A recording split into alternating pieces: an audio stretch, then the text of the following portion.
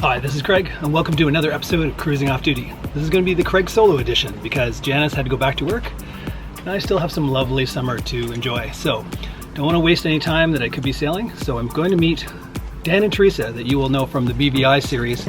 I guess episodes 50 through 55 or something when we were in the BVI renting chartering a catamaran. Those two were from that series. That's who I'm meeting at Simcoe Island. First I have to get this barbecue under control, cooking a little food before I make my way. Because when you're solo and you're sailing, you don't really have a chance to barbecue at the same time, so gotta eat before I go. But should be an awesome day. Check it out. Perfectly sunny, nice breeze, nothing too crazy though. And most importantly, when you're by yourself, is you want to make sure that the wind overnight is not going to be crazy, because you don't want to start dragging when you're by yourself, because it's kind of hard to control the boat, power into the wind, run to the front, get the anchor situation figured out, and steer the boat. So anyways, just a bad situation if you start dragging towards shore by yourself. So luckily tonight, not too much wind. But there's a bit of a breeze now, a cross breeze unfortunately, so as I back out, luckily my neighbor to my right has gone out sailing, so we have a little bit of leeway. But what ends up happening is when you back out, the bow gets pushed sideways and you have to fight it, because I gotta go that way, and my bow's gonna wanna go that way. So we'll see how it goes.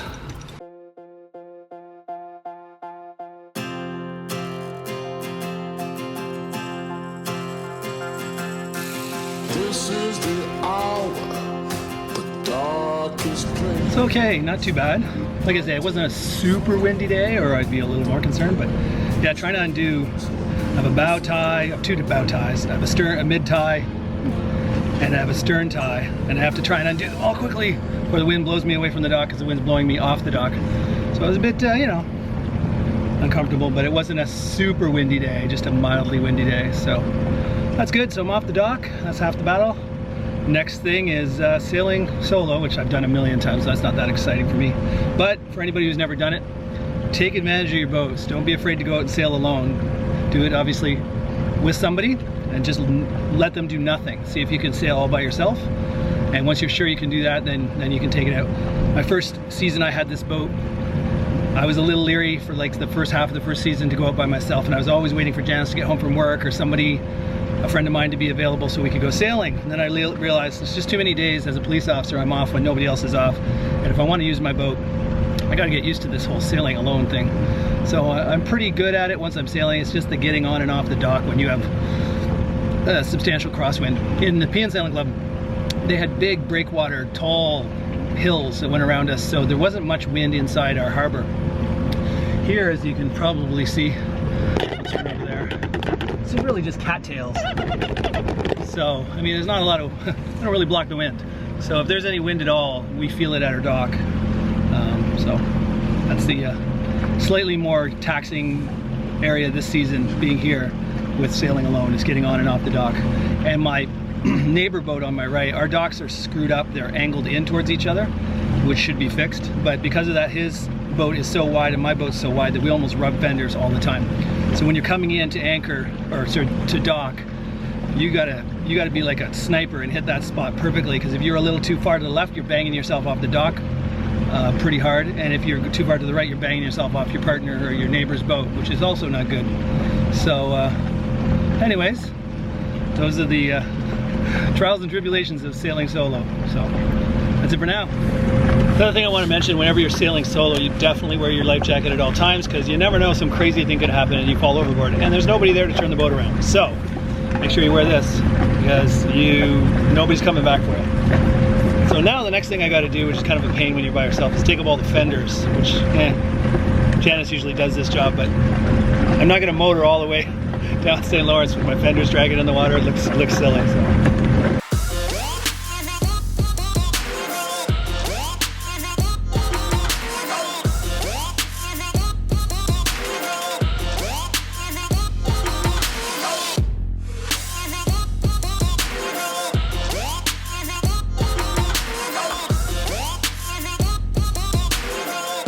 Okay, I made it here. Just barely got caught on the edge of this rainstorm that went by, but overall barely got wet. There's Dan and Teresa's boat. You'll remember Dan and Teresa from the boat I followed down through the Thousand Islands when I first went to Treasure Island, the one with the ferry incident. And then you also remember Dan and Teresa from when we were in the BVIs and we rented a catamaran. So You'll see them again soon. I'm Captain Dan. I don't need introduction. You'll remember him from episode, what, like 50 to 55 when we're in the BVI's. This is Dan and Teresa. Hi. And we're on their boat having some drinks. Yes.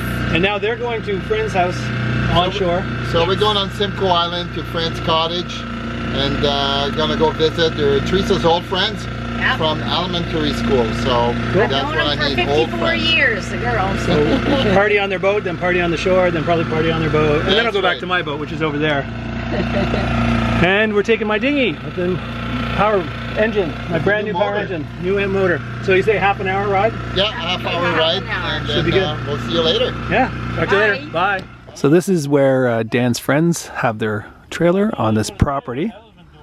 We've been having quite the little party here.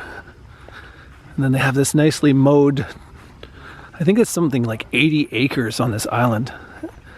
And they're friends with the owner, so they let them put their trailer on here. I'm gonna bring you to the shore and show you what the waterfront looks like before it's dark. So this is their friend's cottage that lets them stay on their property. There's a trailer over here actually too, I just noticed that. And this is where we have our dinghy. We have a little deck here to sit and look at the water. Again, this is at Simcoe Island. The sun is set just over the horizon there. This is my dinghy, which is actually was up on shore and now is back in the water, so I don't know what the story is there. Better pull that back up. Anyways, pretty sweet view. Okay, we made it back from the cottage, dinghied back all the way around Simcoe Island in the dark without any warm weather clothing, so that was a bit of a lack of judgment. Anyways, we're back, dropped off Dan and Teresa at their boat, and now I'm back at my boat just in time to maybe watch a little TV on my iPad and then go to sleep. Tomorrow, Dan and I are going to head to Kingston, downtown Confederation Basin, and the bros are going to hang out while Teresa has a class reunion or something in Kingston. She's got to hang out with some people. So we're going to hang out in downtown Kingston, and I'll bring you along with me. Talk to you later. Morning. So when I'm alone and I'm anchored, I'm always one eye open to make sure I haven't, dragged. So I got up a little early, had a little bowl of cereal because I was hungry. I decided to go check where I was in relation to my buddy boat over there, Dan. Check out the fog. In fact, half an hour ago when I first got up, the fog was so thick I couldn't even see Dan's boat except for his anchor light at the top. But, wow. Things have really changed around here. Can't even see Kingston, which is across the river. And wow, look at all the spider webs last night. That is crazy. Anyways, when you're alone, you tend to get up early and check you haven't moved. But it doesn't look like I've moved, but if Dan wasn't there, I wouldn't know how close I am to anything else. I really almost can't see the shore back there.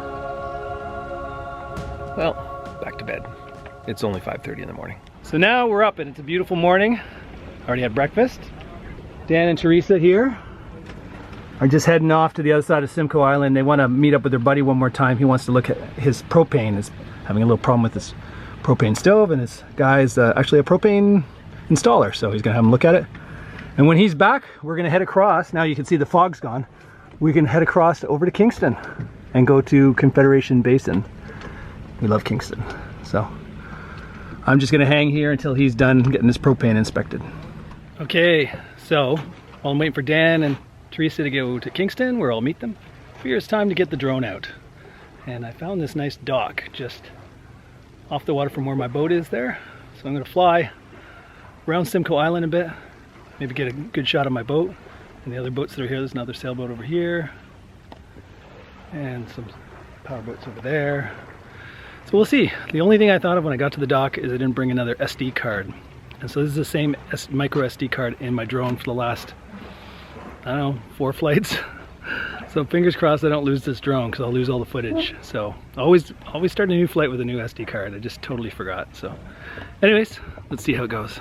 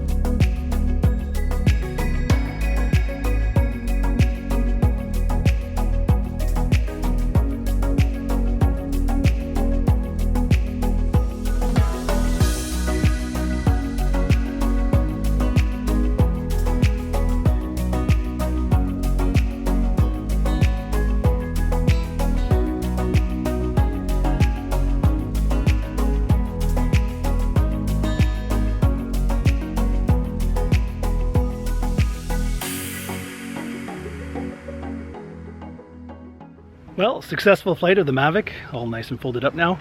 First thing I do when I get back to the boat, change the SD card in this, because now I've got about 5 flights in this thing and I don't want to lose them. So next thing we're going to do is head over to Kingston. You can kind of see in the background there a built up sort of city, and Dan and I are going to hang out while Teresa and her girlfriends have their little get together, so it should be fun. Okay, we couldn't ask for a better day than this. Not too hot, I think it's like 26, 27 degrees Celsius. Blue sunny skies. Back in there, I don't know if you can see it, that's the Wolf Island Ferry heading to Kingston. That's where I'm heading to meet Dan. Motoring, there's just no wind, or not enough wind to sail. As you can see from this sailboat back here, he has his spinnaker up, but it's barely, boat's barely moving. All right, here we are in Confederation Basin. That's Dan's boat behind me. Obviously I'm standing on my boat. Confederation Basin is downtown Kingston, which is awesome. So if you want to go to bars, restaurants, whatnot. And that was the plan for Dan and I to do, because the ladies are out having their little social thing. So Dan and I were going to go hit a bar or two down here. And I was supposed to go to court on Thursday. And then they called me today, literally an hour ago, and told me the court date's been moved up till tomorrow. Just messing up my entire plan. So I've got to drive the boat back to Treasure Island, get in my car, we'll pack the car with all my stuff, drive home to Ottawa, go to court tomorrow morning. Just messes up my whole week. And then Janice and I are coming back to the boat on Friday. So original plans, if I didn't have court, was to stay on the boat all week and then have Janice meet me there on Friday, but not to be. So anyways, had a beer with Ann on his boat, and now I gotta go.